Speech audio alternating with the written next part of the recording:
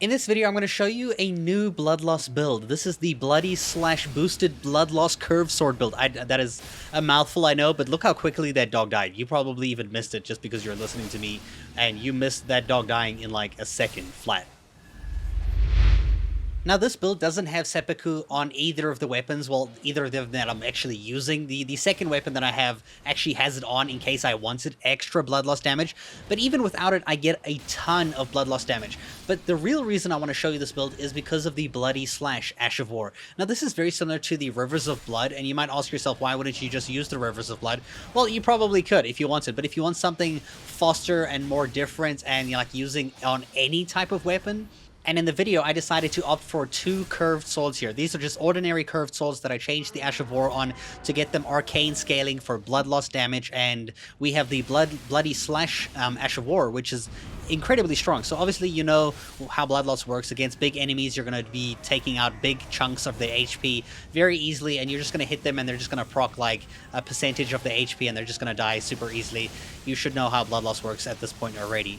I think the most interesting thing about this is the Bloody Slash, which I'm going to show you over here how much damage it can do. Right, so this build is designed to do more damage the more enemies you kill. So you're killing like a bunch of these enemies over here. So you can see here the Bloody Slash is hitting for over 2,000 on these guys.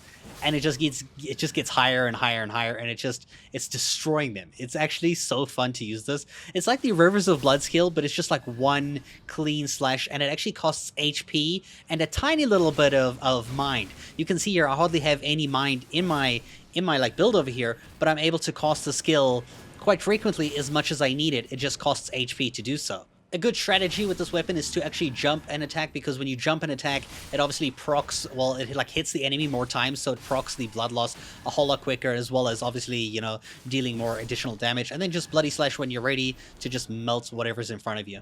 Now, for my main-handed weapon here, I'm using the Beastman's curved sword, obviously with the Bloody Slash Ash of War, which gives it the blood loss build-up kind of passive effect, as you can see at the bottom here.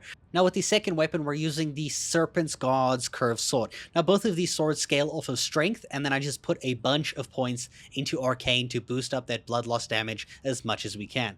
We're obviously wearing the white mask to boost our attack power with blood loss, and then these are the other armor pieces. Our talismans are blood loss in the vicinity increases our attack power, which works really well for this build.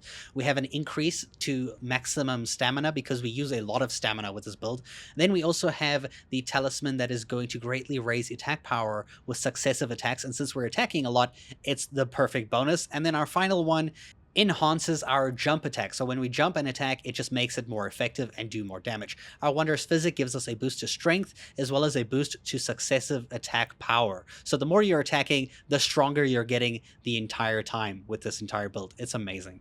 Now, in order to make these weapons blood loss build-up weapons, because by default they are not blood loss build-up weapons, you just got to go to a Site of Grace, go to the Ash of War, and you can only do this for normal type weapons that upgrade to 25 instead of the special type weapons where you can't change the Ash of War.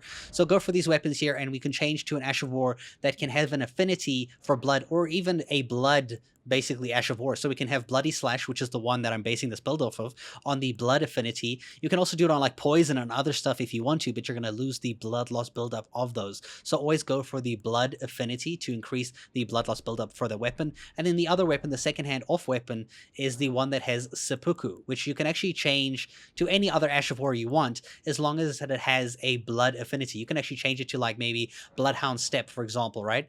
And you can put it on there with a, you know, go right to the bottom, and a blood affinity. Now you have a Bloodhound Step, which teleports you very far, and you can still have your blood loss buildup as an additional thing. So you can change how you want to play the game using blood loss buildup weapons in any way that you want. If you like a specific Ash of War, you can still do it, and this is how you're going to do it. And I hope this video helped you, and thank you so much for watching.